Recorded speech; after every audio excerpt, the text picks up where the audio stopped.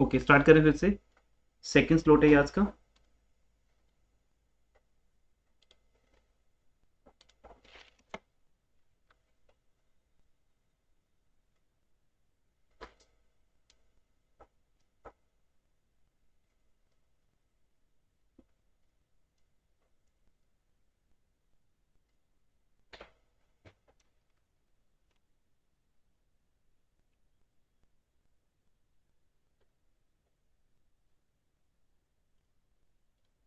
तो बेटा अब यहाँ से न्यूमेरिकल पार्ट स्टार्ट होता है आपका। थ्योरी पार्ट में इतना ही था। क्या क्या सकता है थ्योरी में? ओनली मोड्स ऑफ डिसोल्यूशन, कि डिसोल्यूशन कैसे होता है, number one. Number two, dissolution of partnership and dissolution form में क्या डिफरेंस है। 1 मार्क का question, very important from this portion. अब हम करते हैं न्यूमेरिकल पार्ट स्टार्ट। अब न्यूमेरिकल्स में जब हम क्वेश्चन करेंगे तो एक 5 to 6 मार्क्स का लॉन्ग क्वेश्चन आता है इसमें से। दूसरा जनरेटिव आती है। ओके, तो अब इन स्टेप्स की जनरेटिव लिखेंगे आप। तो पहला स्टेप क्या है, लिखिए चैप्टर का नेम डिसोल्यूशन और स्टार्ट करें जनरेटिव। अगर जनरेटिव आपको समझ आएंगी तो फिर आप लेजर काउंट्स भी बना सकते हो।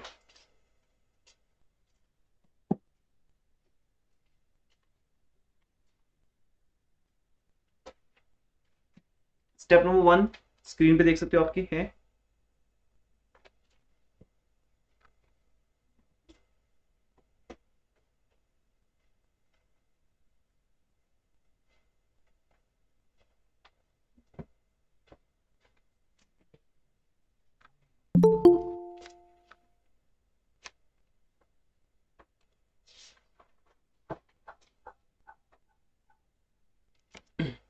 Step number 1,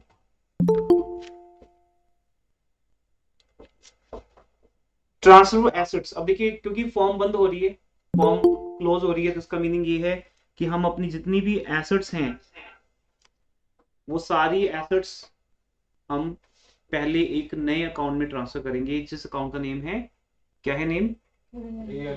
yes, realisation account. क्योंकि इसका नेम भी सोच के रखा है ना कि एसेट्स को रियलाइज करना है, बेचना है, फिर उस पैसे से लायबिलिटीज को पे ऑफ करना है। दो वर्क होंगे यहाँ पे। तो पहला पॉइंट है transfer assets given in the balance sheet to the debit side of revaluation account. अब कौन सी एसेट्स को शिफ्ट नहीं करना?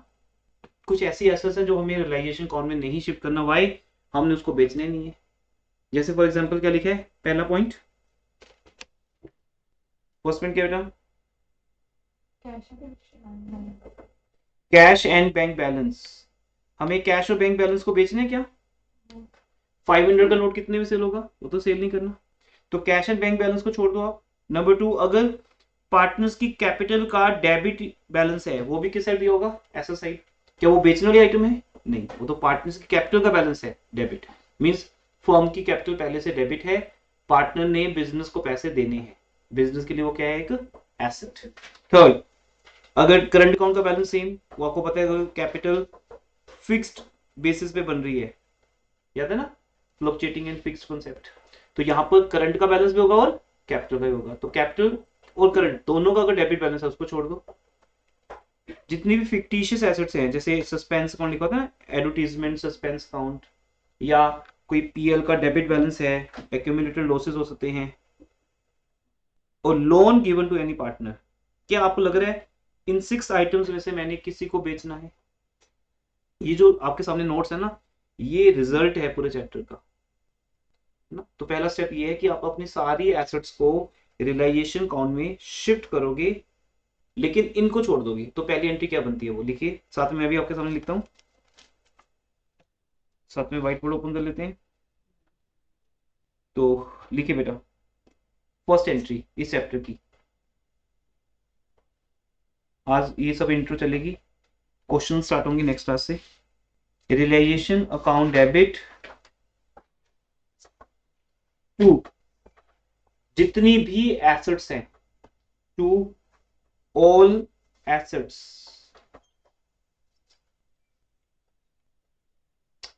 किस प्राइस पे? Yes, book at value. Book value, क्योंकि हमारे पास वो बुक वैल्यू पे ही है बैलेंस शीट में। At book value given in BS means balance sheet. तो हमारे पास बेटा बैलेंस शीट में जितनी भी एसेट्स गिवन है, उन सारी एसेट्स को आपने रियलाइजेशन काउंट में ले जाके क्या कर देना है, इसको बोलते हैं write off. All assets have been written off, सारी एसेट्स खत्म होगी। अब आपके पास लैंड का बैलेंस है नहीं है जी, कोई बैलेंस नहीं मेरे पास लैंड, लैंड का बैलेंस खत्म, डेटर का बैलेंस खत्म, फर्नीचर का बैलेंस खत्म, सब कुछ खत्म हो गया। उन सब का एक सिंगल नेम बन गया, क्या नेम बन गया, रियलाइजेशन। आपकी लैंड का नेम भी रियलाइजेशन है, बिल्डिंग का नेम भी, फर्नीचर का, डेटर का, स्टॉक का, बीआर का, सबका, इवन गुडविल भी डाल दोगे यहाँ पे, गुडविल, पेटेंट, ट्रेडमार्क। बहुत इजी चैप्टर है ये, यहाँ कोई ट्रीटमेंट है ही नहीं एक्स्ट्रा कि ट्रीटमेंट गुडविल क्या होगी, कुछ नहीं है। गुडविल यहाँ बस बेचनी है, आप फॉर्म बंद कर रहे हो तो आपकी फॉर्म की जो भी रेपुटेशन है मार्केट में, जो भी गुडविल है, वो किसी और फॉर्म को दे दो, अपना कंज्यूमर का डाटाबेस किसी और को दे दो। ऐसे आप अपनी गुडविल भी बेच सकते हो, या प्रोडक्ट का ट्रेडमार्क लाइसेंस दे दो किसी को। तो इस तरह से आप अपनी हर एक एसेट को बेचोगे। बस यहां पे लिखना है एक्सेप्ट, एक्सेप्ट वो 6 आइटम लिखो बेटा, याद है आप सबको 6 आइटम्स, या दिखाऊं फिर से, सोच के लिखो क्या क्या थी, याद करो, अभी भी देखा था आपने। कैश बैंक बैलेंस, हाँ लिखो, एक एक करके लिखते हैं, ठीक है, आप लोग कंट्रीब्यूट करना, मुझे तो याद नहीं है अभी। पहला पॉइंट क्या था, कैश एंड बैंक बैलेंस, लिखो भी, ठीक है, इसको हमें रियलाइजेशन अकाउंट में ट्रांसफर नहीं करना। सेकंड पॉइंट लिखो, debit balance of partners capital account, हाँ debit balance of partners capital account, वो भी नहीं करना। Third, debit balance of partners current account, yes, debit balance of partners current account. 3 और हैं अभी तो, fictitious assets, fictitious assets, yes.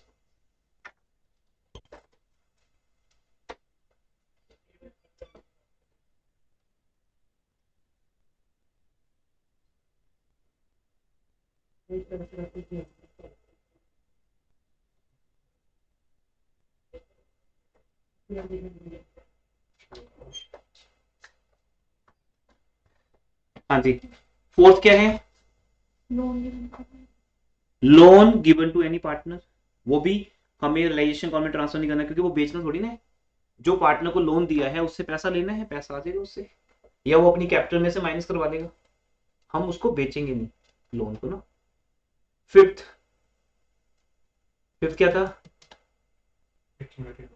Yes good, accumulated losses. एक और पॉइंट था, ऐसे कुछ लॉसेस ऐसे होते हैं, फिक्टिशियस एसेट्स या deferred revenue expenditure. Fictitious assets जैसे एडवर्टाइजमेंट, सस्पेंस अकाउंट, एग्जांपल लिख सकते हो। ये 6 आइटम्स को छोड़ के 7th आइटम कोई मिलेगी नहीं आपको, अगर 6 लिखी है तो 6 ही है। इन 6 आइटम्स को छोड़ के आप बाकी सारी एसेट्स को रियलाइजेशन अकाउंट में ट्रांसफर कर दोगे, और पहली एंट्री बनाओगे realisation account debit to land and building, उसकी बुक वैल्यू। बुक वैल्यू कहां से उठाओगे, बैलेंस शीट से, तो ऑब्वियसली आपको इस चैप्टर में बैलेंस शीट दी होगी। To furniture book value, to debtors, debtors की अपनी वैल्यू जो ग्रोस वैल्यू होती है, प्रोविजंस को छोड़ दो, प्रोविजन फॉर डाउट रेट्स को छोड़ दो, डेटर्स की जो वैल्यू है, आपको चाहे सब पे डाउट हो या 10% पे डाउट हो, वो तो डाउट है ना आपका, डेटर्स की जो ओरिजिनल वैल्यू है वो ले लेनी है, अपनी gross value, without deducting provision for doubtful debts. फिर ऐसे ही इन्वेस्टमेंट की वैल्यू, सबकी एक एंट्री बनेगी, सिंगल एंट्री, क्या बनी वो, realisation account debit to to to to to to, sir आ गया, all assets at their book value, और जिसका लॉजिक और मीनिंग है कि आज के बाद मैं इन एसेट्स को नहीं जानता, बोलता है किसी को तुम मेरे लिए मर चुके हो, मैं तेरे को जानता आगे से, तो ऐसे ही बेटा अब हम इन एसेट्स को नहीं जानते, इस डायलॉग की यहाँ वैल्यू आएगी, इसका एक मीनिंग आएगा कि हम अब इन एसेट्स को नहीं जानते, अब ये हमारी नहीं है, हमने सारे के सारे पैसे किससे लेने हैं, रियलाइजेशन से। जैसे मैंने आपको बोला बेटा ये घर, गाड़ी, गोल्ड सब आपका है, ले जाओ, मुझे बस पैसे दे दो, सब आपका है, मेरा नहीं अब आज के बाद, लेकिन सबके पैसे मैंने आपसे लेने क्योंकि मैंने आपके नाम कर दिया, तो मेरी लैंड, बिल्डिंग, फर्नीचर, स्टॉक किसके नाम, रियलाइजेशन के नाम। ठीक है जी, तो वापस नोट्स में आते हैं। सेकंड पॉइंट, ये मैंने ए और बी दोनों पॉइंट्स करवा दिए आपको, दोनों का मीनिंग यही था कि पहले अपनी वो करो, बाकी सारी एसेट्स को अपने रियलाइजेशन अकाउंट के डेबिट साइड पे डाल दो।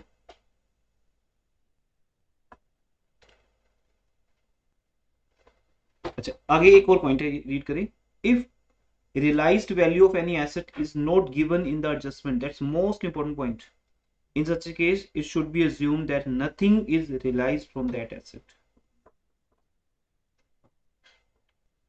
अगर एसेट की सेल प्राइस नहीं दी तो समझो उसकी वैल्यू क्या है, जीरो है। मोस्टली ऐसा गुडविल के केस में होता है कि आपकी गुडविल आपने डाली, realisation count debit to goodwill, debit side पर 10,000, नीचे कुछ लिखा है नहीं कि गुडविल बिक रही है नहीं बिक रही, तो मानो कि नहीं सेल हो रही, आपकी गुडविल की वैल्यू मार्केट में जीरो है, nobody is ready to purchase, तो इट मींस उसकी एंट्री पास नहीं करनी। लेकिन जो एसेट सेल हो रही है उनकी तो एंट्री पास होगी। उनकी एंट्री क्या पास होती है, वो आपकी सेकंड एंट्री है। लिखिए जो एसेट सेल हो जाएंगी बेटा उनकी एंट्री क्या बनेगी,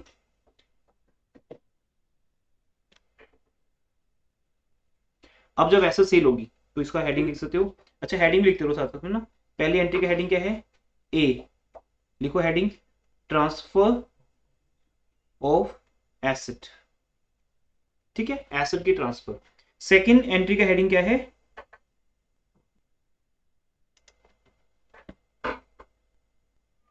रियलाइजेशन या सेल ऑफ एन एसेट। एक एसेट की सेल कैसे होगी, मान लो मैं आपको बोल दूं कि फॉर एग्जांपल हम पहले लैंड एंड बिल्डिंग की वैल्यू पुट करते हैं। देखो यहाँ पर टू एसेट्स के अंदर सपोज पहले एसेट है लैंड एंड बिल्डिंग, हमारी बैलेंस शीट में लैंड एंड बिल्डिंग कितने से थी, for example to land and building 40,000 पे, ये उसकी कौन सी वैल्यू है, book value. To furniture 30,000 for example. अब अगर मैं आपको बोलूं कि लैंड एंड बिल्डिंग सेल हो रही है बेटा, sale of land and building 35,000 में लैंड एंड बिल्डिंग सेल हो रही है, तो आपको कैश आएगा या बैंक आएगा।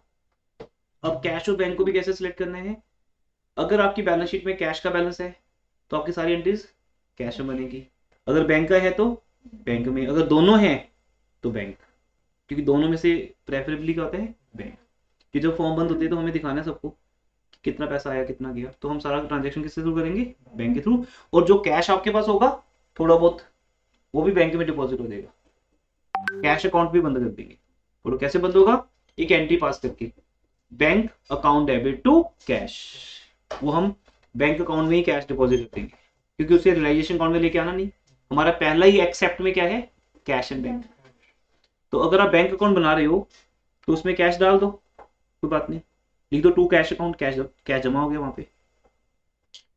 तो हम अज्यूम करते हैं कि मेरे पास बैंक बैलेंस है, तो मैं एंट्री पास करूंगा बैंक अकाउंट डेबिट।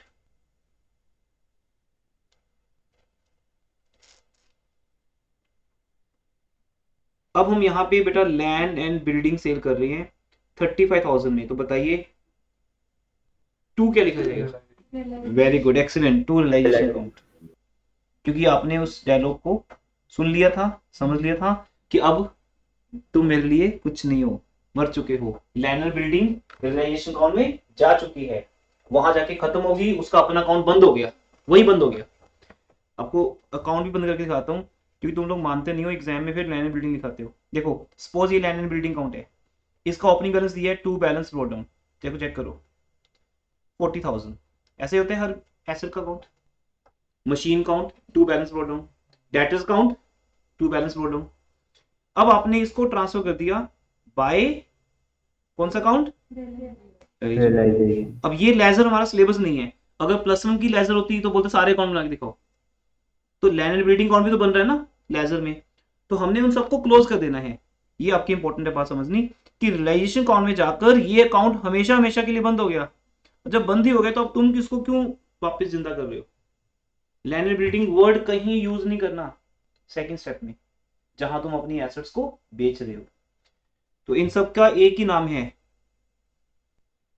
यहाँ सबका मालिक कौन है, रियलाइजेशन अकाउंट, सबका एक ही है, टू रियलाइजेशन अकाउंट। हाँ कितनी की सेल हो रही है, 35,000 में, तो आई थिंक रियलाइजेशन अकाउंट में लॉस आ गया 5,000 का। इस बात पे चलिए रियलाइजेशन अकाउंट में बना के देखते हैं, अदरवाइज अगर रियलाइजेशन अकाउंट ही हमें आ गया चैप्टर ओवर हो जाएगा। आज आप 4-5 घंटे की क्लास लगा लो मान लो फॉर एग्जांपल, तो चैप्टर ओवर हो जाएगा एक ही क्लास में। फिर नहीं, आज कोई नहीं क्लास, अब तो मुझे जाना है, मैं इन बिटवीन आया हूँ, इम्पोर्टेंट। सर डराया मत करो। नहीं, वो पहले से आपको बताएंगे, बाकी देखते हैं एंड तक मूड बनता है तो।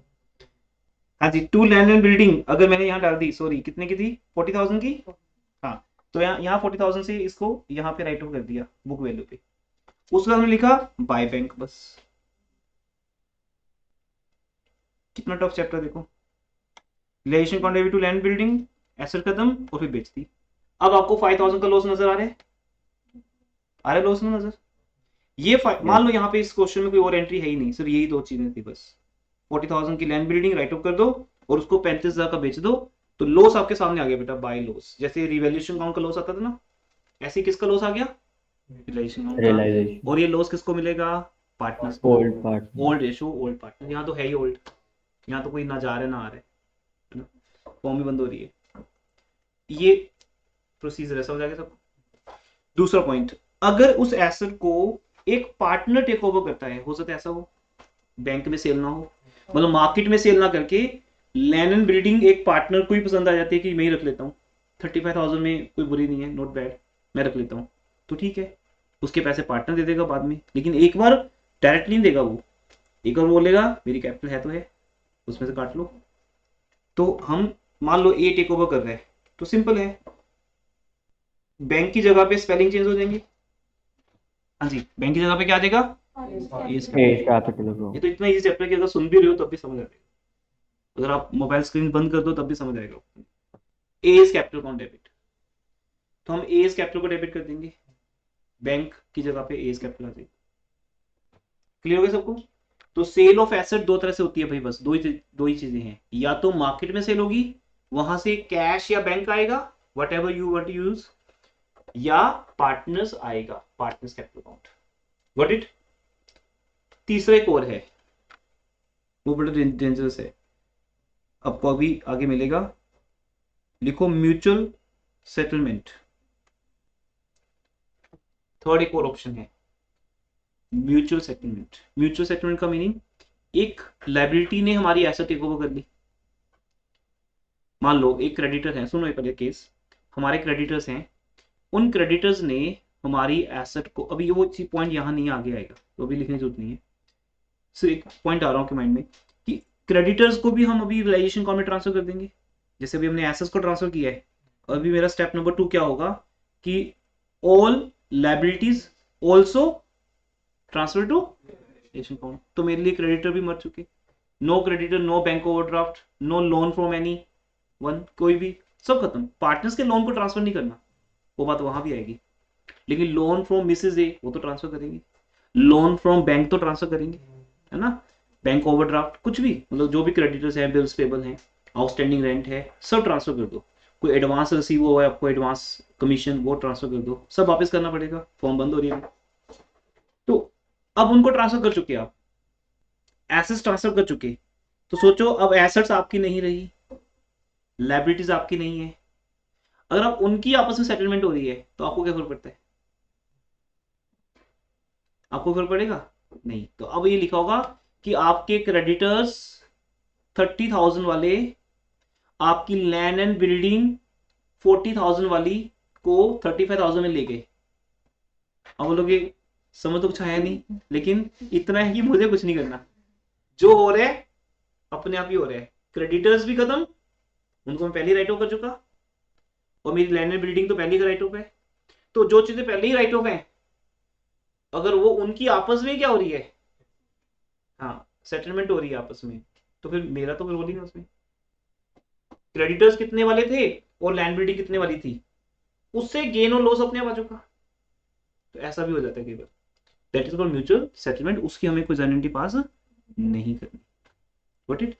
लेकिन वो पॉइंट अभी बाद में आते हैं, पहले हम क्रेडिटर्स को समझते हैं, सेकंड स्टेप में आते हैं। हाँ जी, नोट्स में ये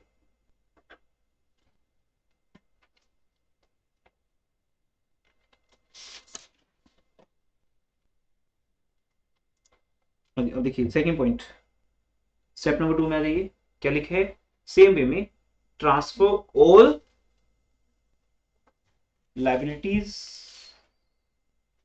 to the credit side of realisation account. अच्छा क्रेडिट साइड क्यों? आप सबने किसी ने पूछा नहीं ये बात कि सर आपने ऐसा क्यों बोला कि एसेट्स को रियलाइजेशन की डेबिट साइड कर दो? क्योंकि एसेट्स का नेचर क्या है? डेबिट। तो जब वो खुद क्रेडिट होंगी तभी तो खत्म होंगी। तो जब वो खुद क्रेडिट हो रही है तो दूसरा अकाउंट क्या होगा? डेबिट होगा। ऐसे ही हर बात का लॉजिक है अकाउंट्स में। अगर लायबिलिटीज की नेचर क्रेडिट है तो जब वो राइट ऑफ होंगी तो वो डेबिट होंगी, खुद वो डेबिट होंगी, तो उनकी जगह कौन लेगा फिर? Realisation account.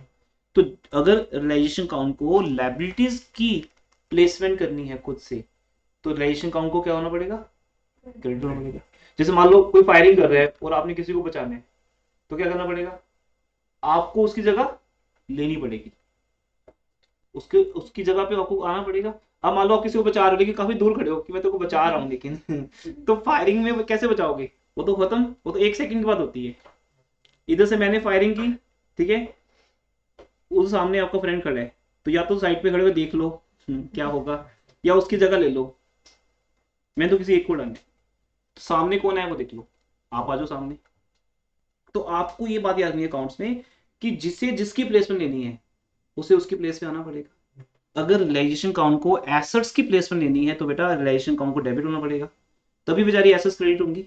और अब अगर रियलाइजेशन अकाउंट को लायबिलिटीज की प्लेसमेंट लेनी है तो खुद रियलाइजेशन अकाउंट को करना पड़ेगा क्रेडिट, और उनको पुश कर दो, डेबिट हो जाएंगी, खत्म हो जाएंगी वो। तो इसलिए यहाँ पे एक एंट्री बनेगी। तो यहाँ पे आप थर्ड हेडिंग दे दो, transfer of all assets into realisation account credit side.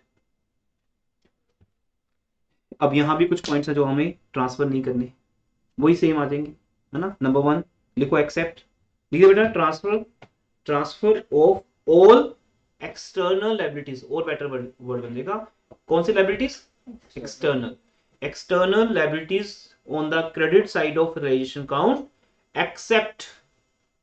वो कौन कौन सी हैं लिखो। नंबर 1, हाँ जी अब सोचो, थोड़ा सा स्कैन करो दिमाग में, आईज क्लोज करके देखो बैलेंस शीट में आपको लायबिलिटी सेट क्या क्या दिखता है जो एक्सटर्नल लायबिलिटी नहीं है। नंबर 1 पार्टनर्स कैपिटल अकाउंट, ये दिखता है हमें। दूसरा मुझे पार्टनर्स के करंट अकाउंट के बैलेंस दिखते हैं। तीसरा मुझे पार्टनर्स के लोन दिखते हैं, लोन फ्रॉम ए या एज लोन, जो मेरे ऊपर क्या है? लायबिलिटी है। और मुझे लायबिलिटी सेट क्या दिखते हैं? रिजर्व्स, वर्कमैन कॉम्पनसेशन रिजर्व, है ना, हाँ, investment fluctuation fund, general reserve, reserves दिखते हैं जो मुझे किसी को पे करने क्या नहीं करने।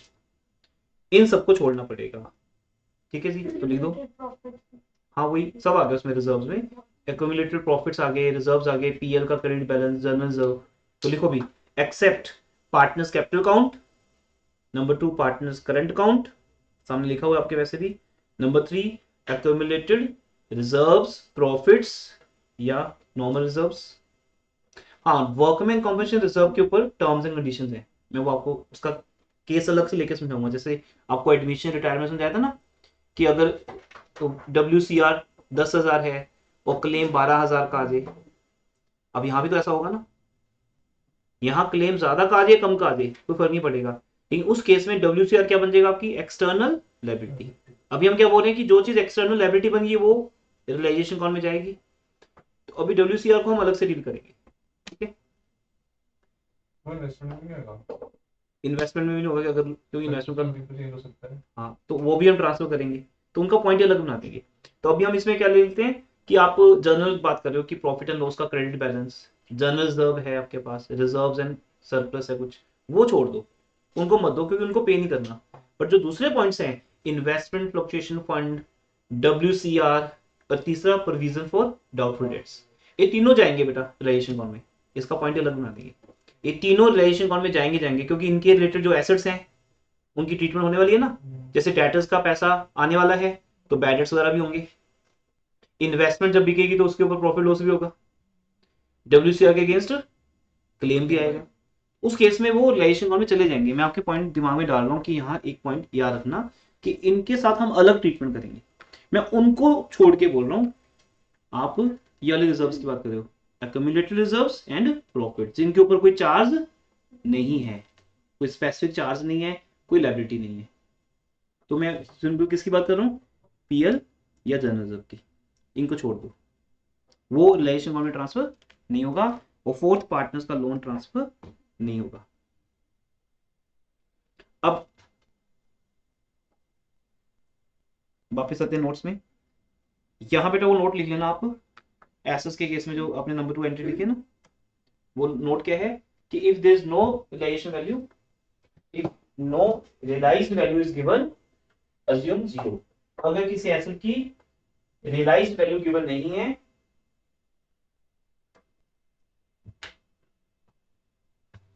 अगर किसी भी एसेट की रियलाइज्ड वैल्यू गिवन नहीं है, अज्यूम इट इज 0। अपनी मर्जी से नहीं मान लेना कि मैंने गुडविल को बेच दिया जी 10,000 में, जब लिखा तो है नहीं, कैसे बेच दोगे आप? फर्नीचर की वैल्यू लिखी नहीं हुई तो नहीं बेच सकते, फर्नीचर इतना बेकार है कि कोई खरीदे ना, तो ये थोड़ी कि तुम बेच दोगे उसको, बुक वैल्यू पे नहीं बिकता वो, ठीक है ना, डिपेंड करता है कितने बिक रहे। तो अगर लिखा है कि 10,000 का फर्नीचर 5,000 में बिक रहा है तो ठीक है, अगर नहीं लिखा तो ठीक नहीं है, फिर क्या वैल्यू मानोगे? 0, इग्नोर। हाँ वो तो ले गए हम पहले, वो तो ले गए बेटा, मैं फिर क्लियर कर रहा हूँ, रियलाइजेशन अकाउंट में ले गए ना पहली एंट्री में, हम तो सेकंड एंट्री की बात करें यहाँ पे।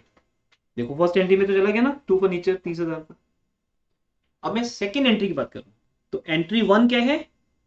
Transfer all assets to realisation account, वहां तो सारी एक्सेप्ट वो बताई दिया क्या क्या नहीं। हाँ नंबर 2, जब हम एसेट्स को सेल कर रहे हैं तो उस केस में हमें अगर किसी एसेट की वैल्यू गिवन नहीं है, रियलाइज्ड वैल्यू बोल रहा हूँ, स्टेप नंबर 2 वाली, सॉरी नंबर 2 वाली एंट्री की, वहां फिर हम एंट्री पास नहीं करेंगे। जैसे मैं बोल रहा हूँ बैंक अकाउंट डेबिट रियलाइजेशन, अब बोलो सर फर्नीचर बिक नहीं रहा, एंट्री बनाऊं, मैं क्यों बनाऊं मैं एंट्री? जब फर्नीचर बिक नहीं रहा तो मैं क्या बनाऊं एंट्री? राइट ऑफ तो हो चुका है, मतलब वो सारा क्या हो गया? लॉस हो गया। 30,000 का फर्नीचर खत्म हो गया रिलेशन में जाके, बिका ही नहीं, पसंद ही नहीं आया किसी को, टूटा फूटा पड़े मान लो कुछ भी है, तो सेलेबल नहीं है। What is it? उसके बाद अब हम नंबर 3 एंट्री कर रहे हैं, जिसका आपने हेडिंग दे दिया होगा, ट्रांसफर ऑल कौन सी liabilities? External liabilities on the credit side of relation account. तो हर लायबिलिटी क्या हो जाएगी? डेबिट होके अपने नेचर के रिवर्स होगी, खत्म। तो लिखो all liabilities debit, liabilities account debit, लेकिन एक्चुअली उसका नेम क्या होगा? Sundry creditors account debit, bills payable account debit, bank loan debit, loan from Mrs A. अब मिसेज ए बोल रहा हूं मैं, ए नहीं, पार्टनर का लोन नहीं आएगा यहाँ, उसको डायरेक्टली पे करेंगे, उसके लिए अलग प्रोविजन है, लेकिन उसकी मिसेज तो एक्सटर्नल है, वो तो पार्टनर नहीं है। Liabilities account debit to realisation, जिसका मीनिंग ये है कि आज के बाद मैं इन लायबिलिटीज को नहीं जानता, मैंने जो पैसा देना है किसको देना है? रियलाइजेशन को। तो इसमें बेटा आपकी पूरी दुनिया रियलाइजेशन अकाउंट के अंदर आके खत्म होगी, कि जो लेना है वो भी रियलाइजेशन से, और जो हमने पे ऑफ करना है वो भी रियलाइजेशन अकाउंट। अब आती है बात पेमेंट की, लिखो fourth entry, payment to liabilities या पेमेंट फॉर लायबिलिटीज, इसको होता है डिस्पोज ऑफ करना। पेमेंट फॉर लायबिलिटीज, जब आप लायबिलिटीज को पे करोगे तो बताओ भाई, मैं क्रेडिटर्स को डेबिट कर सकता हूँ क्या? क्या लिखूं, किसको डेबिट करूं? रियलाइजेशन, वही रियलाइजेशन जो बेचारा अभी क्रेडिट हुआ था, अब क्या हो जाएगा? डेबिट हो जाएगा। जबकि मैं अभी पे किसको कर रहा हूं? क्रेडिटर्स को, और उसका नाम क्या है? रियलाइजेशन। यहां भी दो बातें होंगी, यहां भी तो दो बातें होंगी ना, या तो तुम उसको कैश में या बैंक में पे कर दो, वो तो आपको पता है कैश या बैंक है ना, एक यूज करना है आपको, कैश है तो कैश, बैंक है तो बैंक, दोनों है तो भी बैंक। लेकिन हो सकता है, अब क्या हो सकता है ये आप बताओगे, अब यहाँ पे और क्या हो सकता है? लाउड बोलो थोड़ा सा। यहाँ पे हो सकता है कि पार्टनर टेक ओवर कर ले, पार्टनर बोल दे कि कोई बात नहीं, मैं जानता हूँ इसको, मैं दे दूंगा, आप ये पैसा मेरे को दे दो। तो फिर हम उसको फोन करेंगे कि सर ये कहता है मैं आपका नेबर हूँ, दे दें पैसे इसको, बोले दे दो, ऐसा होता है। तो अगर पार्टनर कंसेंट देता है कि I will pay to that creditor, फिर भी आप क्रेडिटर को पूछोगे ना कि सर क्या मैं आपके पैसे भिजवा दूं हमारे पार्टनर के हाथ, आप जानते हो इसको, बोलता है हाँ जानता हूँ जी, दे दो, कोई चक्कर नहीं। तो बस फिर आप क्रेडिटर को पेमेंट नहीं करोगे, किसको पेमेंट कर दोगे? पार्टनर को। और पार्टनर को डायरेक्टली कैश दे सकते, वो तो आपको पता ही है बिजनेस में कुछ भी पार्टनर को देना है अगर उसकी कैपिटल में ऐड करना पड़ेगा, तभी उसके थ्रू पता चलेगा। कुछ भी पार्टनर से लेना है तो उसकी कैपिटल को डेबिट करना पड़ेगा। तो हम यहाँ पे टू बैंक की जगह पे टू पार्टनर्स कैपिटल, जो भी पार्टनर का नेम होगा, A capital B capital, to partners capital account. अब यहां पे हम वो नोट डाल देते हैं। हाँ जी, नो टाइम इज देयर, लिखो म्यूचुअल सेटलमेंट। लिखिए म्यूचुअल सेटलमेंट क्या होगा, लिखिए एक पॉइंट लिखो इसके अंदर। म्यूचुअल सेटलमेंट कैसे होती है? One of the creditors of book value ₹20,000, one of the creditors book value ₹20,000 agreed, किस बात के लिए एग्री हुआ? agreed to take over 50% of furniture. यहां एग्जाम में बहुत हार्ड वर्क करता है सेंटेंस बनाने में, आपको कुछ करना नहीं होता उसका, तो बातों में मत फंस जाना। took over the half of the furniture at 10% discount।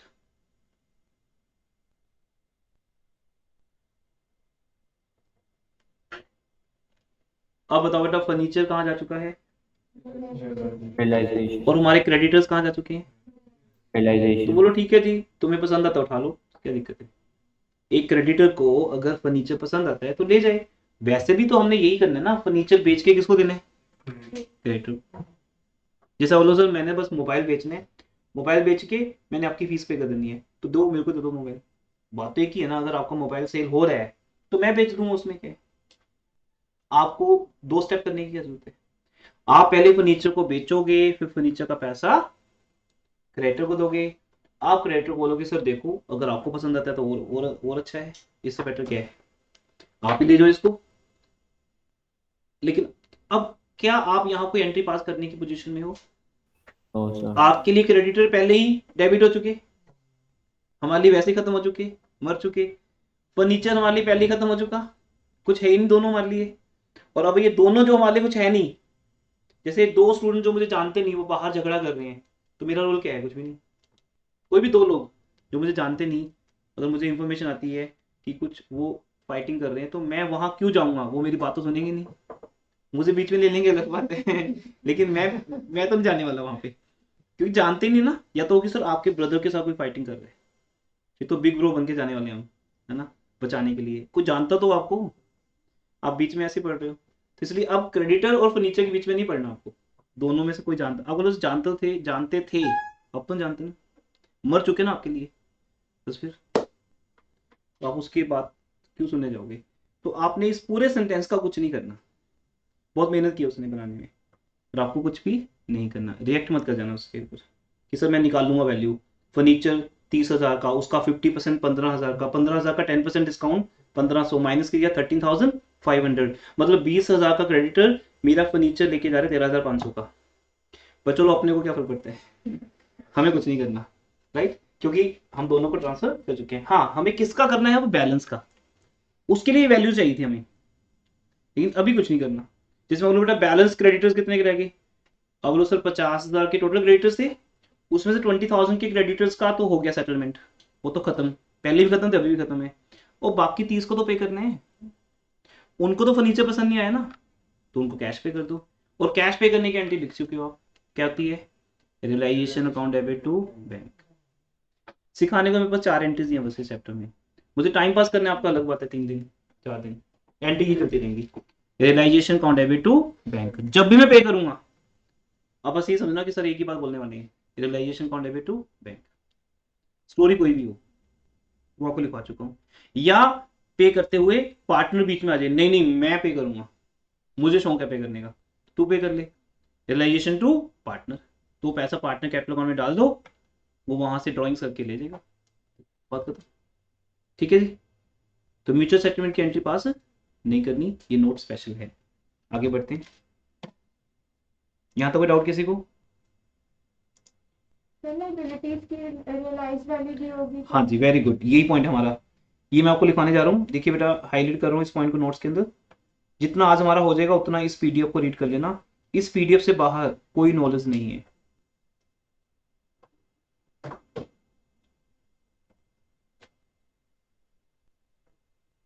If nothing is mentioned in the question about the settlement of liability, it should be assumed that it is paid at its actual value। यहाँ नहीं बोलना कि अगर मुझे creditor के बारे में नहीं बताया तो मैं पे नहीं करूंगा, बताया तो हुआ 30,000 पे करने। आप अपनी लायबिलिटी से कैसे भाग सकते हो? मान लो मेरे घर में 2 चेयर्स टूट चुकी हैं, उनकी वैल्यू नहीं है, तो क्या मैं रेंट भी पे ना करूं? ये क्या लॉजिक हुआ?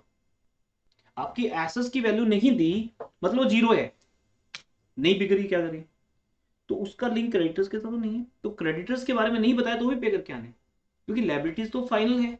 क्या वो मना करेंगे? या तो वो मना कर दें, वो तो मना नहीं कर रहे ना सामने से। लिखा क्या, क्रेडिटर्स ने अपना क्लेम आपको वेवर में दे दिया, वेव्ड ऑफ देयर क्लेम, या तो लिखा हो ऐसा, या उन्होंने आपको 4,000 का डिस्काउंट दे दिया, कुछ नहीं लिखा। मतलब 30,000 के क्रेडिटर्स अगर चुपचाप बैठे हैं, मतलब 30,000 लेके ही जाएंगे, कम लेके नहीं जाएंगे, सिंपल सी बात है। ओके जी, तो इसलिए ये नोट डाल दो। एसेस के केस में नोट क्या था, यही बेटा डाउट्स होते हैं स्टूडेंट्स के, और कुछ नहीं है। और हम फर्स्ट डे से ही इनको क्लैरिटी लेके चलेंगे और फिर चैप्टर प्रैक्टिस करेंगे, फिर डाउट्स का मतलब ही नहीं है, तो गरीबों के डाउट्स होते हैं। तो पहला पॉइंट क्या होता है कि अगर एसेट की रियलाइज वैल्यू गिवन ना हो तो मुझे उस एसेट को बेचना नहीं है, लेकिन ट्रांसफर तो करना है ना, तभी राइट ऑफ होगी वो, नहीं तो उसका अकाउंट ओपन ही रह जाएगा डेबिट। क्रेडिट तो करो उसको, to goodwill, to patent, to trademark, सब डाल दो, जैसे कचरा होता है सब डाल दो डस्टबिन में, सब डाल दो रजिस्ट्रेशन अकाउंट में, एक बार तो आंखें बंद करके, फिर निकाल निकाल के बेचते रहो, जो नहीं बिका नहीं बिका। लेकिन क्रेडिटर्स को ट्रांसफर करने के बाद आपको मैचिंग करनी है कि क्या क्वेश्चन के अंदर लिखा हुआ है कि क्रेडिटर्स के कितना डिस्काउंट मिला, फिर तो उस हिसाब से करो, नहीं तो फिर पूरा पे करके आना। तो ये नोट आ गया, इफ नथिंग इज मेंशन्ड। ठीक है, और एक चीज मैं यहाँ पे मेंशन कर दूं कि ये जो पीडीएफ है that is taken from ultimate book of accountancy, ये बेस्ट बुक मानी गई है कॉन्सेप्ट को समझाने के लिए, तो मैंने उसी का पीडीएफ शेयर किया आपके साथ। तो अब यहाँ पर थर्ड स्टेप में आते हैं, step number 3।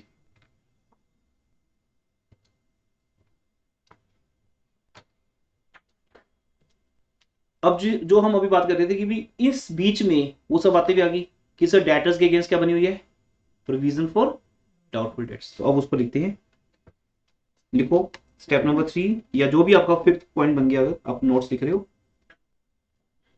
Transfer all provisions,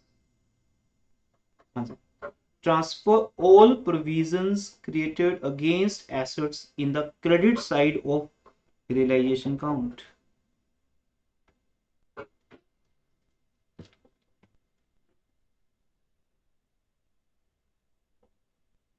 दो तरह की प्रोविजन आपके सिलेबस में हो सकती हैं, वैसे तो एक ही दी होती है ज्यादातर के क्वेश्चन में, प्रोविजन फॉर डाउटफुल डेट्स होती है ना। आप सबने पार्टनरशिप के बाकी सब चैप्टर्स कर लिए। अगर कोई प्रोविजन दी हो तो बताओ प्रोविजन की नेचर क्या है, क्रेडिट या debit? Credit. Provision for doubtful dates की नेचर भी क्रेडिट है। प्रोविजन फॉर डेप्रिसिएशन की वो बाय डिफॉल्ट क्या होता है ना, एसेट्स में से माइनस करके दिखाते होते हैं, क्योंकि बिकॉज हमारी बैलेंस शीट का जो कॉन्सेप्ट है वो ट्रू एंड फेयर पिक्चर पे चलता है कि हमें अपनी एसेट्स की ट्रू वैल्यू दिखानी है, तो उसका डेप्रिसिएशन, उसकी प्रोविजन फॉर डाउटफुल डेट्स उसमें से माइनस करके दिखाते हैं। लेकिन अभी तो इंडिविजुअल हो गया कि जब हम डेटर से बात करेंगे हम उनको थोड़ी बोलेंगे हमें पहले से डाउट था मत दो पैसे, चाहे हम तो पूरे पैसे मांगेंगे ना। वो चाहे अलग बात है कि आपको पैसा 1 रुपया भी ना मिले, वो अलग बात है, या 50% ना मिले, आपकी प्रोविजन एक अलग चीज है। तो इस प्रोविजन की नेचर क्रेडिट होने के कारण इसे आप रियलाइजेशन की क्रेडिट से ले जाओ। ठीक है,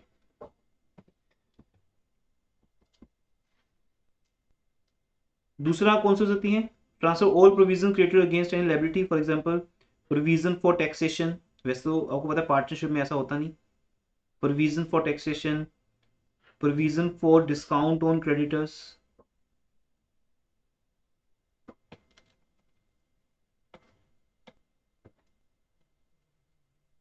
तो अगर ये मतलब कोई भी प्रोविजन दी हो वो सब के सब आप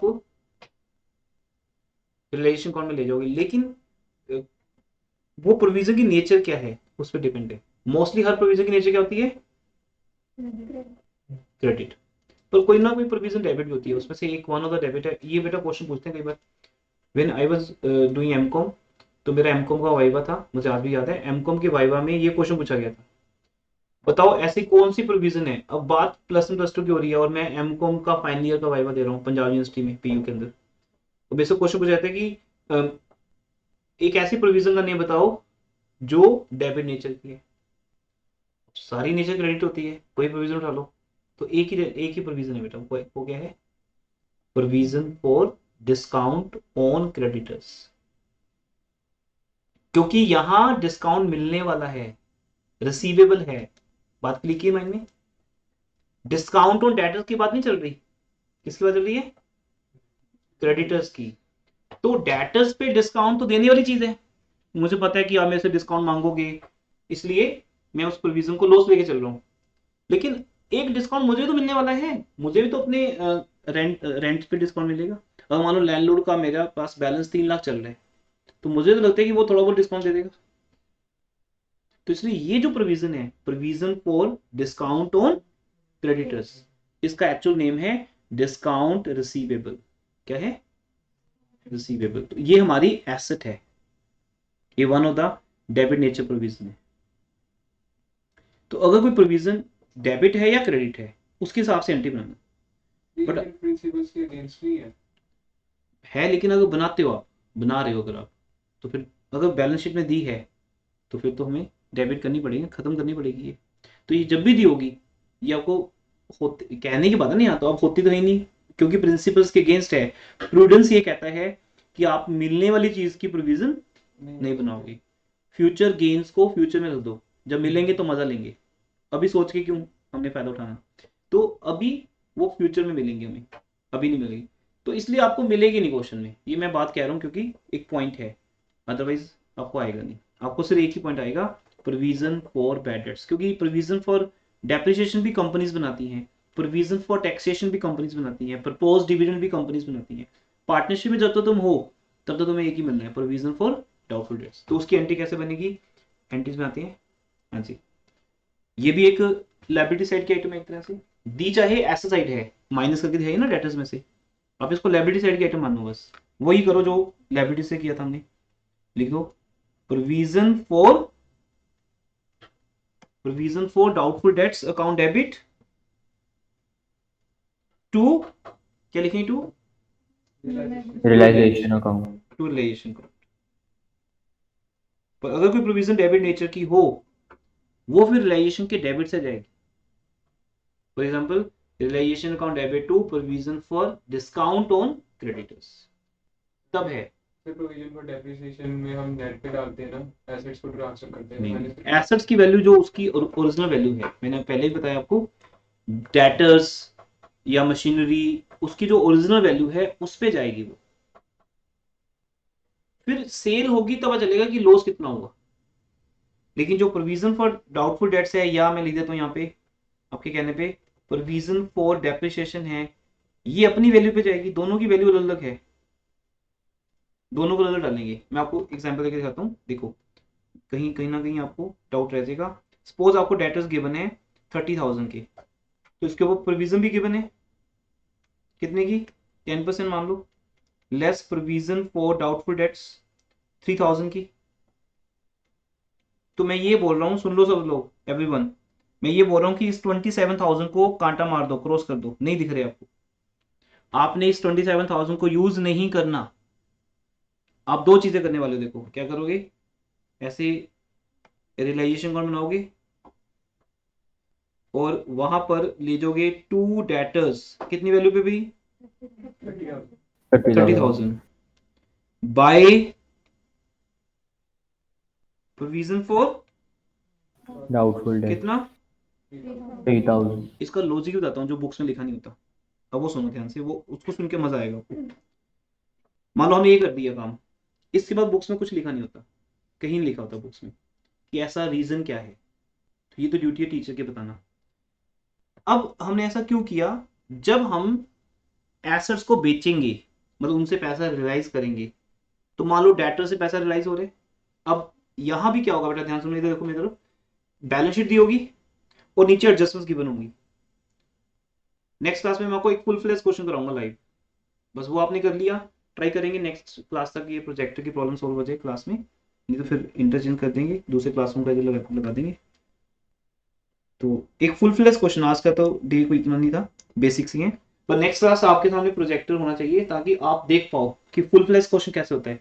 कोई भी एक क्वेश्चन लेंगे सबसे जो लॉन्ग क्वेश्चन आपकी बुक का, ऐसे कोई ले लेंगे 38 क्वेश्चन 39 क्वेश्चन कोई भी, उसके जर्नलिटीज भी बनाएंगे और उसके अकाउंट्स भी बनाएंगे। अकाउंट्स दो बनेंगे, realisation count and partners capital count, फिर कैश काउंट भी बनता है, तो बैंक काउंट, बट वो मेन नहीं है, मेन एक ही काउंट है बेटा चैप्टर का, रियलाइजेशन काउंट, जहां पहले सारी एसेट्स आएंगी फिर वहां से सेल होंगी, जहां सारी लायबिलिटीज आएंगी फिर वहां पे हो जाएंगी।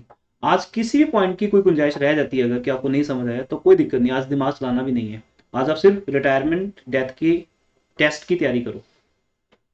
होमवर्क आपका नेक्स्ट क्लास से शुरू होगा, डिसोल्यूशन का प्लानिंग से चला करो, तो नेक्स्ट क्लास में वो सब चीजें क्लियर हो जाएंगी। मैं जो आज बोल रहा हूँ नहीं समझ आई तो कोई बात नहीं, परसों तक क्लियर हो जाएंगे आपको। अब देखो वैसे मैं साथ साथ में रिलेशन कॉल बना के दिखा रहा हूँ आपको, यही हम करेंगे नेक्स्ट क्लास में, बट कंप्लीट एक क्वेश्चन का करेंगे। तो हम डेटर्स को ट्रांसफर कर देंगे 30,000 पे, प्रोविजन को 3,000 पे। अब मान लो नीचे लिखा है कि आपके 5,000 के बैड डेट्स हुए, अब तो एक्चुअल बैड डेट्स क्लियर होगी, जब आपने सब डेटर्स को फोन किया मैसेज किया कि देखो जी आपके पैसे आने हैं पैसे आने पैसे आने, तो ऐसे समझ आ गया कि ये कहते हैं हमने देने नहीं, तो 5,000 के क्या हो गए, बैड डेट्स हो गए। अब आप 30,000 में से 5,000 माइनस करोगे तो आपको कितने पैसे मिलेंगे, 25, तो वो दूसरी एंट्री बन जाएगी। याद है ना सबको, पहली एंट्री क्या थी, realisation account debit to debtors, provision की बात नहीं करनी, बस ये खत्म कर दो डाल के, प्रोविजन फॉर डाउटफुल डेट्स को रियलाइजेशन अकाउंट में डालो, नेकी कर दरिया में डाल, रियलाइजेशन अकाउंट को क्रेडिट कर दो, खत्म कर दो। अब उसको दिमाग में रखना, वो ठीक है बनी हुई थी हमने वहां डाल दी, हाँ उसका फायदा मिल जाएगा, नेकी का फायदा तो मिल ही जाएगा कहीं ना कहीं, वो बात की बात है। अभी भी तुम्हारे सामने क्या सीन है कि 30,000 के डेटर्स में से 5,000 के क्या हो गए, बैड हो गए, बाकी 25 आपको मिल रहे हैं, वो रिसीव कर लो। उसकी एंट्री आपको पता है सेकंड वाली, bank account debit to realisation debtor, word नहीं बोलना गलती से भी, डेटर तो हो चुका है खत्म, राइट ऑफ हो चुका है पहले ही 30,000 पे पूरी वैल्यू पे अपनी। अब जब वो 25,000 मिलेंगे तो या तो पार्टनर टेक ओवर करेगा, पार्टनर बोलेगा ठीक ठीक है इस डेटर को मैं जानता हूँ मैं ले लूंगा पैसे इससे, ये तो लिखोगे partners capital debit to realisation, realisation ने क्रेडिट तो होना ही होना है, या उस आप बैंक को डेबिट करोगे जो आ रहा है आपके पास, क्या जो भी हुआ ठीक है, मैंने लिख दिया बाय बैंक, फॉर एग्जांपल मुझे मेरा पैसा मिल रहा है बाय बैंक अकाउंट। अब चेक करो बेटा कितना लॉस हुआ आपको, जल्दी से बताओ कितना लॉस हुआ, 5,000 का नहीं 2,000 का, ये देखो 3,000 भी तो हमने डाल दिए पहले ही, तो ये 3,000 अपना रोल प्ले करेगी नहीं कर रहे जिस लिए बने थे ये।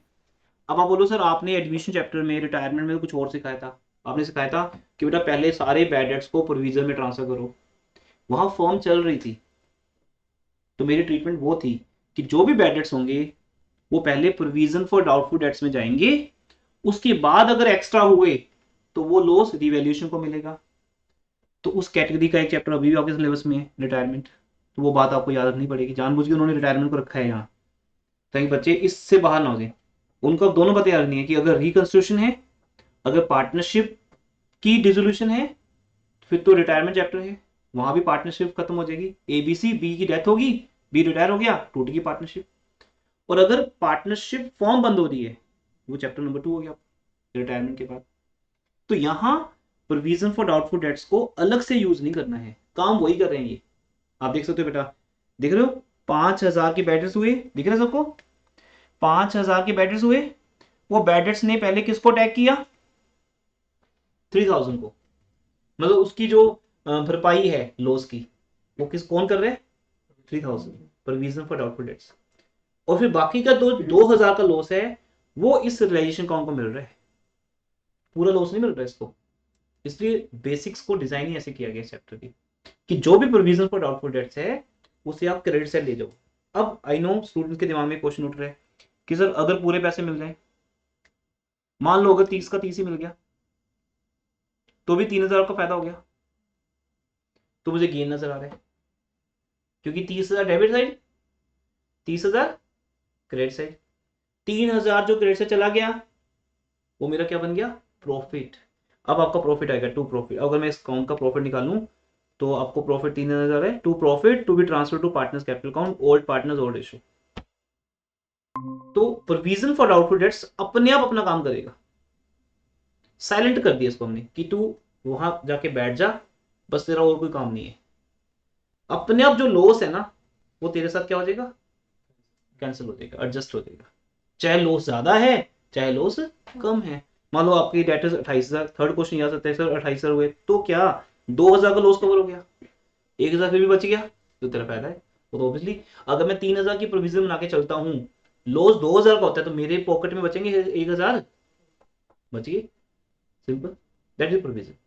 जब मैं अपनी गाड़ी रिपेयर पे भेजता हूँ तो मुझे बोलते हैं सर एस्टिमेट 10,000 लगेगा, लगते 9,000 ही है, तो 9,000 दे के आओगे, 1,000 तो अपना ही प्रॉफिट है, बढ़िया हो गया। मैं तो 10,000 निकाल के रख लिए थे उसी दिन से कि गए 10,000, तो गाड़ी खराब होगी तो देन करानी पड़ेगी, ठीक, तो 1,000 लेकिन बचे क्या हमारा। तो प्रोविजन का मीनिंग ये होता है कि हम एक एस्टिमेटेड वैल्यू पहले से डाल देते हैं, पर जब एक्चुअल लॉस होता है तो एक्चुअल लॉस उस प्रोविजन के साथ क्या होता है, एडजस्ट होता है। ये बात आपको आगे ग्रेजुएशन में भी काम आएगी, ठीक है जी।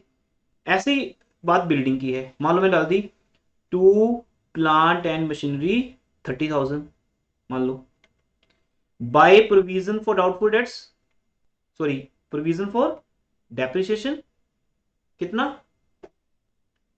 10,000। सर स्क्रीन नहीं आ रही आपको, स्क्रीन आपने नहीं आ बताया रही। नहीं अभी तक बेटा, स्क्रीन अभी गई है क्या, पहले आ रही थी, होता नहीं कभी, स्क्रीन मैंने शेयर नहीं की होगी, ये तो हो सकता है। ओके देखो अभी शो हो जाएगी आपको,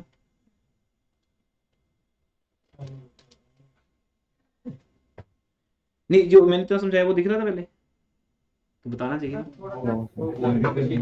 ये तो आपने आप बता दिया, कहीं अगर आप मी में बताते तब तो मे भी एग्जाम हो चुके थे आपके, थोड़ा सा जल्दी बता दिया।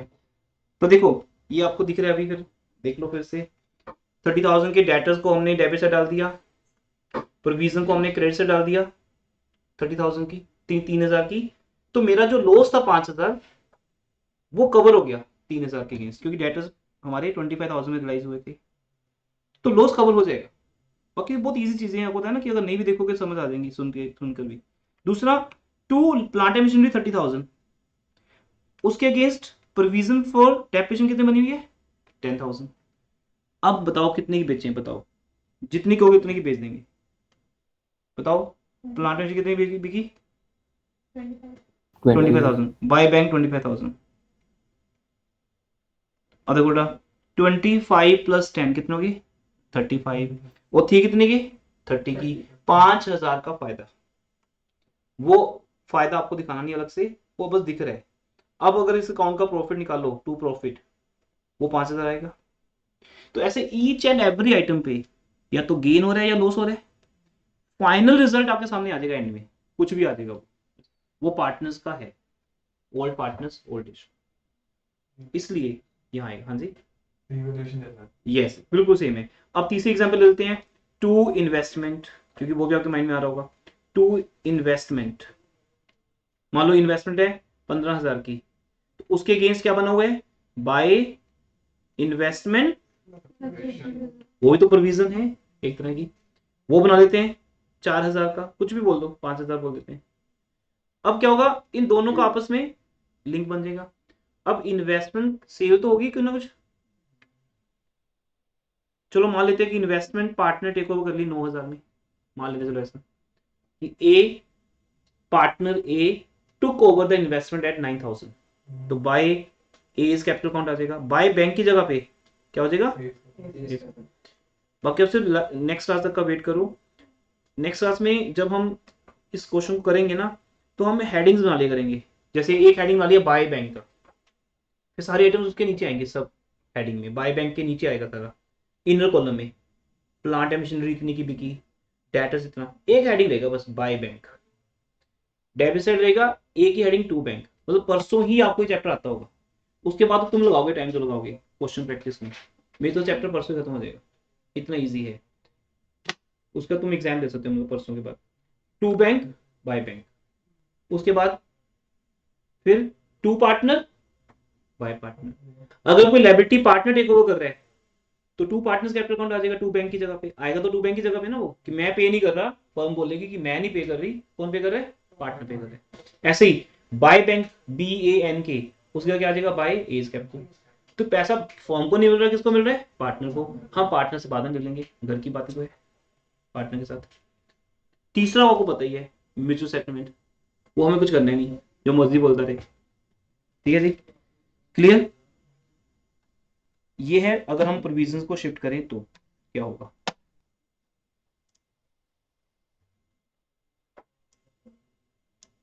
देखिए, assets and liability take over partner, वो मैंने आपको बीच में ही कवर करवा दिया। यहाँ पे अलग से हेडिंग बनाया हुआ इन्होंने, बट वो हम ऑलरेडी कर चुके हैं कि अगर पार्टनर टेक ओवर करता है तो partners capital debit to realisation, अगर एसेट है। अगर वो लायबिलिटी है तो realisation account debit to bank की जगह पे, मतलब बैंक वाली जगह पे क्या लिखना है, पार्टनर करना। ठीक है जी, आगे बढ़ते हैं। नेक्स्ट पॉइंट आप ही हेडिंग दोगे, लिखिए। फिफ्थ पॉइंट हो जाता है, इसके ऊपर हम अलग से एक इलस्ट्रेशन करेंगे। कितनी बार ऐसा हुआ है कि एग्जाम में वही इलस्ट्रेशन आती है। हमारे पास TS बुक में है, TS बुक के अंदर आई थिंक 7th इलस्ट्रेशन है, मतलब आपको पहले 10 में मिल जाएगी, जिसमें से जर्नलिस्ट बनानी है, और वो इलस्ट्रेशन सिर्फ रियलाइजेशन एक्सपेंसेस के ऊपर है। अब पहली बात तो ये आता है कि रियलाइजेशन एक्सपेंसेस होते क्या हैं, लगाओ आइडिया क्या होना चाहिए।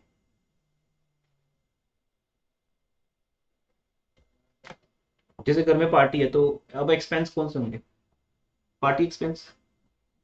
और पार्टी पे एक्सपेंस कौन से होंगे, पार्टी ऑर्गेनाइज करने में जो हुए, कुछ हो सकते हैं। हर चीज का, कैटर का बिल भी होगा, है ना, म्यूजिक का भी होगा, डीजे का भी होगा, सबका बिल होगा। तो पार्टी में सारे खर्चे होते हैं। अब ऐसे ही अब हमारा ओकेजन क्या है, अब हमारे ओकेजन का नाम है डिसोल्यूशन, फॉर्म बंद कर रहे हैं। तो यहाँ कौन से एक्सपेंस होंगे, फॉर्म को बंद करने वाले। जैसे किसी एसेट को बेचना है तो आप पहले इवैल्यूएशन डलवा रहे हो किसी एक्सपर्ट से, वो हो सकता है। फिर उस एसेट को बेचने के लिए आप ऐड डाल रहे हो, OLX पे डाल रहे हो, फ्री वाली ऐड, वो तो फ्री वाली है। न्यूज़पेपर डालोगे तो पैसे लगेंगे। फिर ऑक्शन करोगे, फिर किसी एडवोकेट से बात करोगे, फिर आप किसी टाइम पे ब्रोकरेज दे रहे हो क्योंकि किसी के थ्रू बिक्री है, या किसी एसेट को रिपेयर भी करवा के दे रहे हो। सामने वाला कहता सर मैं ले तो लूंगा लेकिन मेरे रिपेयर करवा दो, आप अपनी इस फोन की स्क्रीन चेंज करा दो मैं ले लूंगा, तो फिर टच डलवा दो, सेल हो जाएगा फोन। इस तरह से एक्सपेंसेस, जितने भी एक्सपेंसेस होंगे वो सारे एक्सपेंसेस को क्या बोलते हैं, रियलाइजेशन एक्सपेंसेस। तो लिखो हेडिंग बेटा, realisation expenses.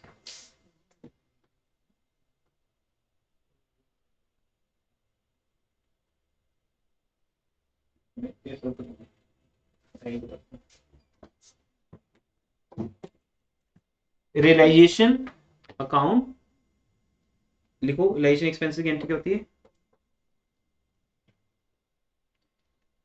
Realisation account debit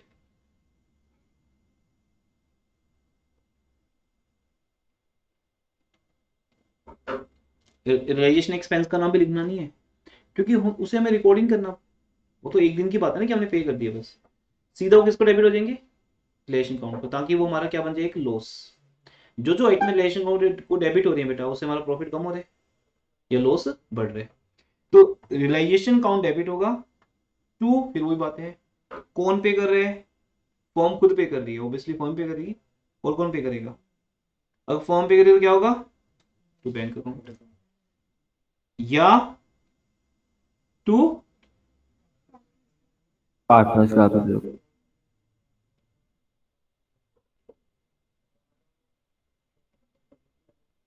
to partners capital account, क्योंकि रिलेशन एक्सपेंसेस पार्टनर भी पे कर सकता है, तो वो पॉइंट है। पर इसका हेडिंग अलग रहेगा, मतलब हमारे पास रिलेशन अकाउंट में टू बैंक ब्रैकेट में रिलेशन एक्सपेंसेस, या to partners capital account bracket में रिलेशन एक्सपेंसेस। ये एक अलग हेडिंग है कि हमने ये भी अलग से पे किए। उसके बाद ये सब होने के बाद चैप्टर एंड आ जाता है इसका, चैप्टर का। और उसके बाद जितने भी ये सब चीजें करने के बाद फाइनली प्रॉफिट या लॉस हुआ, वो प्रॉफिट लॉस किसको डिस्ट्रीब्यूट कर देंगे? पार्टनर्स को in their profit sharing ratio. यहाँ तो 3 पार्टनर 3 ही रहेंगे, 2 है तो 2 ही रहेंगे। अच्छा, अब इंपॉर्टेंट पॉइंट्स को खुद रीड कर लो, स्क्रीन पे आपके सामने है, कोई डाउट है बता दीजिए।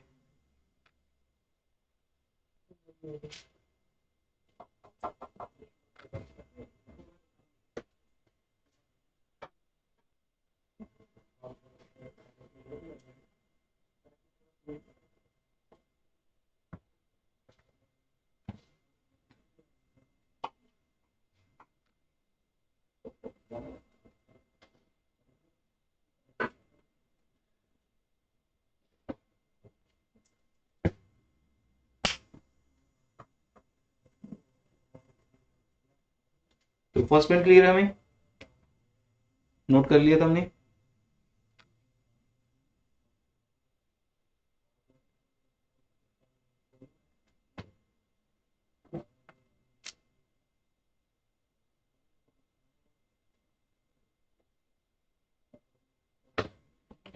ये पॉइंट बता दिया आपको।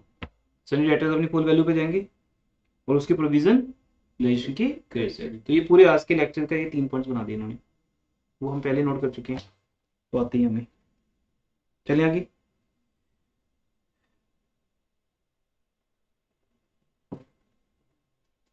उसके बाद फिर अगेन उसी बात को और क्लियर कर दिया कि हम अपने रिलाइजेशन अकाउंट की डेबिट साइड पे क्या क्या ट्रांसफर करेंगे, ये सब ट्रांसफर करेंगे, सारी एसेट्स। देखने जरूरत ही नहीं है ना, क्या नहीं करेंगे वो देख लो, वो पता है हमें, ठीक है। जैसे preliminary expenses, miscellaneous expenditure, deferred revenue expenditure, advertisement suspense account, PL debit balance, cash bank, ऐसी चीज़ें। पार्टनर्स लोन, ये सब ट्रांसफर नहीं करेंगे।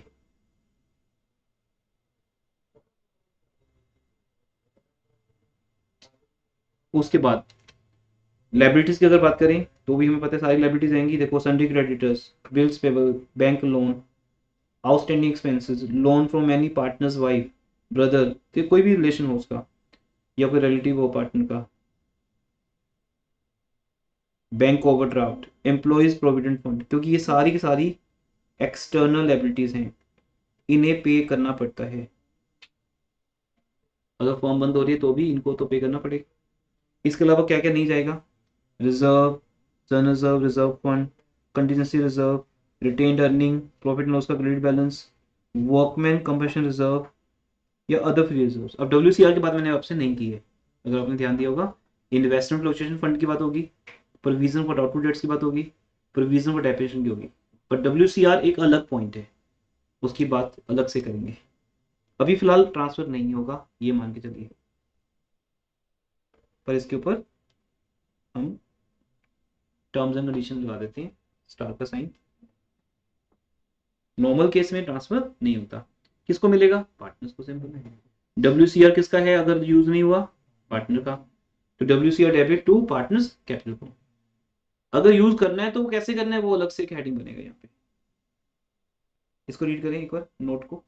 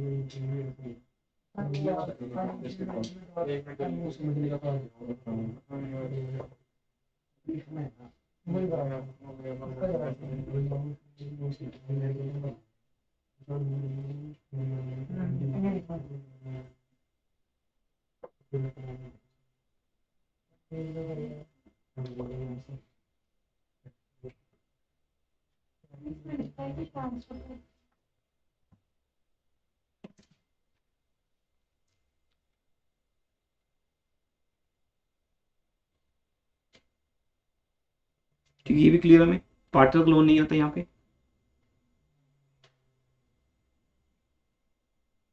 डेटर्स के against provision for doubtful dates है, वो मैंने आपको समझा दिया अलग से, सेम केस। रियलाइजेशन और डेबिट होगा और provision for doubtful dates credit होगी। इन्वेस्टमेंट फ्लक्चुएशन फंड की बात भी समझा दी, ये भी पॉइंट वाला क्लियर हो गया, बिल्कुल सेम है।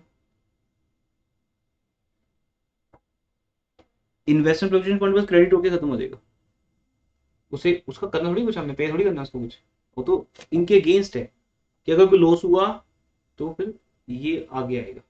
तो रिलेशन के क्रेडिट से होने का मतलब वही है कि जो लॉस इन्वेस्टमेंट पे हो रहा है तो उसके लिए ये है, अगर नहीं हुआ तो अच्छी बात है, तो वैसे भी उसने खत्म तो होना ही था, बट डायरेक्टली पार्टनर्स को नहीं मिलेगा ये, ठीक है ना। WCR मिल सकता है लेकिन ये नहीं मिलेगा। Provision for doubtful dates, provision for depreciation, investment fluctuation fund, ये कभी भी पार्टनर्स को डायरेक्टली नहीं मिलेंगे। ये पॉइंट जिसको बोलते हैं म्यूचुअल सेटलमेंट, रीड कर लीजिए।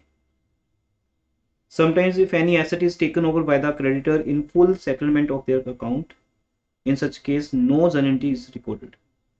जितना मर्जी वो लिख दे, कुछ भी लिख दे, लेकिन आप कोई गारंटी पास नहीं करोगे। इसको रीड कर लो, समझ आ जाएगी बात।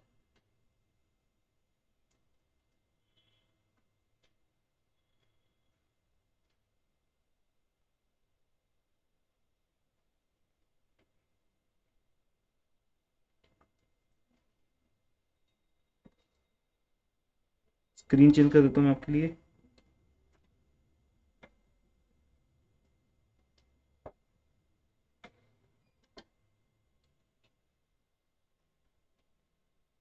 अब रीड कर सकते हैं।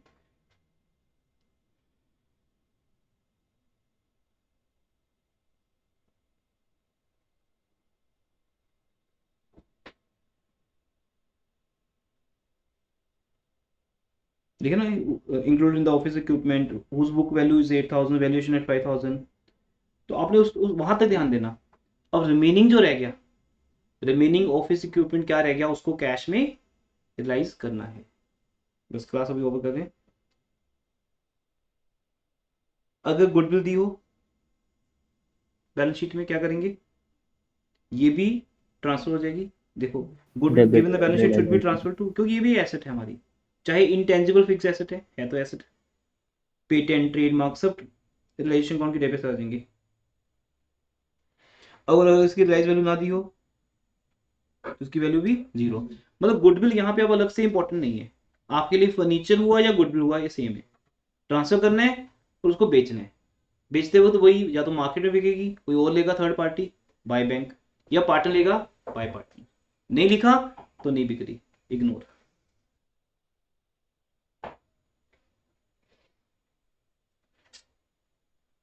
आप कहते हैं सेल्फ जनरेटेड गुडविल, आपको पता है सेल्फ जनरेटेड गुडविल हम बुक्स में दिखाते नहीं है, बैलेंस शीट में दिखाते नहीं है। अब यहाँ एक पॉइंट मैं आपको अलग से ऐड कर देता हूँ, इन सबका एक कॉमन रखेंगे बेटा। क्या वो रखेंगे, अनरिकॉर्डेड एसेट। अगर कोई एसेट अनरिकॉर्डेड है, आपकी बुक्स में है ही नहीं, फिर भी वो सेल हो रही है। जैसे मान लो नीचे जितनी भी कार खड़ी है, आप कोई भी ले जाओ 1,000 में, प्राइस लगा दी मैंने, वो 1,000 में मुझे लॉस होगा, और सर आपको तो लॉस होगा। मान लो मैं टच ही उस गाड़ी को किया जिसकी वैल्यू 30 लाख है, ले जाओ 1,000 में मिलेगी। कंडीशन ये है कि चाबी खुद बनवानी पड़ेगी, उसकी चाबी मैं प्रोवाइड नहीं करूंगा, बाकी गाड़ी ले जाओ, कोई दिक्कत नहीं। तो चाबी तो बन जाएगी 1,000 रुपये में भी, तो आपको भी फायदा है, मुझे भी फायदा है, क्योंकि वो गाड़ी मेरी है ही नहीं। ले जाओ 1,000 में, चलो 500 में ले जाओ, 100 रुपीज की ले जाओ, जो गाड़ी पसंद आती है। मेरे वाली गाड़ी छोड़ देना, हाँ, उसको छोड़ के एक्सेप्ट, हाँ, क्योंकि आपके माइंड में वो भी आ रहा है कि सर अगर आपकी कार ले जाएंगे, मेरी कार छोड़ के कोई भी कार है, ठीक है, क्योंकि मेरे वाली कार तो मैंने रियलाइजेशन अकाउंट में डाल दी ना, उसके अलावा मैं ऑफर कर रहा हूँ आपको। अब जो अनरिकॉर्डेड है, जो मेरी बैलेंस शीट में है ही नहीं, अब जो बैलेंस शीट में है ही नहीं उनको मैं रियलाइजेशन अकाउंट में ट्रांसफर करूंगा ही नहीं, वो मेरे लिए वैसी मेरी नहीं है। अब जो मेरा था मैं तो उसको भी खत्म कर दिया, उसको बोल दिया कि तुम मर चुके हो, खत्म। अब जो है ही नहीं उसके लिए क्या करेंगे, कुछ भी नहीं। तो पहला स्टेप तो बनता है ना उसके लिए। तो अगर कोई टाइपराइटर हमारी बुक्स में से कंप्लीटली राइट ऑफ हो चुका पहले ही, या गुडविल कभी बुक्स में आई ही नहीं, तो इट मीन्स हम पहली एंट्री तो कर नहीं सकते, realisation account debit to something, वो तो होती नहीं, लेकिन फिर भी बिक रहा है तो बिकने दो, पैसा आने दो। तो अब जो आ रहा है बस ले लो, cash account debit, bank account debit to realisation. बताया ना आपको, घूम फिर के एंट्री मुझे 4 ही आती होंगी यहाँ पे। जब कोई एसेट बिक रही है, सेल हो रही है, चाहे वो रिकॉर्डेड थी या अनरिकॉर्डेड, ट्राई टू अंडरस्टैंड बेटा, जब कोई चीज रिकॉर्डेड थी, बैलेंस शीट में थी, हमने उसके साथ क्या किया, हमने उसको राइट ऑफ कर दिया। और जो पहले से ही बैलेंस शीट में नहीं है उसके साथ तो कुछ करना ही नहीं है, जरूरत नहीं कुछ करने की, वो तो पहले से नहीं है, बस बेचना तो है। तो कई बार हमें ऐसी एसेट्स भी मिल जाएंगी जो पहले से रिकॉर्डेड नहीं है या रिकॉर्ड करनी रह गई थी, या डेप्रेशन लग के वो बुक्स में से क्या होगी, जीरो होगी थी। कबाड़ तो पड़ा है, उस कबाड़ की कोई तो वैल्यू होगी, तो अगर वो 200 रुपये में बिक रहा है तो बेच दो और एक एंट्री पास कर दो, bank account debit to realisation. अगर पार्टनर बोले ये कबाड़ मैं लेके जाऊंगा, तू ले जा, 200 रुपये दो, 200 उससे पकड़ लो, partners capital account debit to realisation. तो ऐसी कोई भी सेल्फ जनरेटेड गुडविल या अनरिकॉर्डेड गुडविल वो हम सेल कर देंगे। अच्छा, जो लॉस हमने ट्रांसफर नहीं किए थे रियलाइजेशन अकाउंट में, वो किसको मिल जाएंगे, पार्टनर्स को। सिंपल है, partners capital debit to PL, ये तो मैं करके दिखाऊंगा सीधा। पार्टनर्स कैपिटल अकाउंट ले जाएंगे, तुम करते भी आए हो शुरू से, to PL, to advertisement suspense account. और जो रिजर्व सरप्लस हैं जिनको हम रियलाइजेशन अकाउंट में लेके नहीं जाते, including WCR, workman compensation reserve, वो सारे के सारे पार्टनर्स कैपिटल की credit side, by reserve, by जन reserve, by PL, by WCR करते रहे हम अभी तक, है ना। रियलाइजेशन एक्सपेंसेस की ट्रीटमेंट ये हम नेक्स्ट क्लास से स्टार्ट करेंगे। तो यहाँ तक क्लास ओके होती है। नेक्स्ट क्लास में डायरेक्टली न्यूमेरिकल करेंगे और इस PDF को साथ साथ में चलते रहेगा, ठीक है जी। नेक्स्ट क्लास में मिलते हैं फिर। एनीथिंग एल्स बेटा, क्लास ओवर कर रहा हूँ। Thank you, sir. वेलकम बेटा, Good evening, sir. Good evening, Thank you, sir. Welcome.